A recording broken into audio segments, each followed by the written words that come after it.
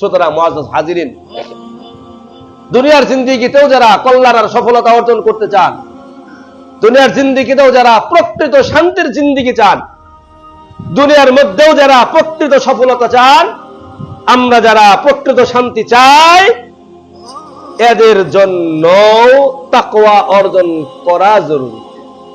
আখিরাতের জন্য তো আখিরাত আছেই, দুনিয়ার জন্য এটা জরুরি।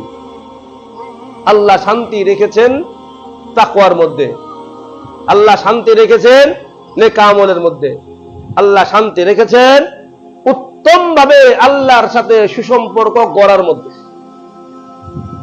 আল্লাহ রেখেছেন এর মধ্যে, আল্লাহ এর মধ্যে রেখেছেন। আল্লাহ বলেন, মান আমিলা সালিহান মিন যাকারিন আও উনসা ওয়া হুয়া মুমিনুন ফালানুহয়িয়ান্নাহু হায়াতান তাইয়্যিবা। আল্লাহ ওয়াদা করেছেন, এই ওয়াদা বিশ্বাস করলে ঈমানদার, ওয়াদা বিশ্বাস না করলে ঈমানদার না। আল্লাহ শান্তি রাখছেন কিসের মধ্যে বলেন? নেক আমলের মধ্যে আল্লাহ শান্তি রাখছেন।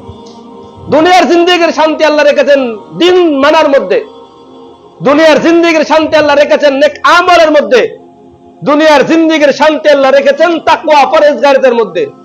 আল্লাহ নিজে ওয়াদা করেছেন, মান আমিলা সালিহান মিন যাকারিন আও উনসা ওয়া হুয়া মুমিনুন, যে ব্যক্তি ঈমানদার হয়ে ঈমানের সাথে নেক আমল করবে, ঈমানের সাথে নেক আমল করবে, সে ব্যক্তি নারী হোক পুরুষ হোক, যেই হোক না কেন, আল্লাহ বলেন ফালানুহয়িয়ান্নাহু হায়াতান তাইয়্যিবা, আমি আল্লাহ তাকে শান্তির জিন্দেগি দান করব। ওয়াদা কার?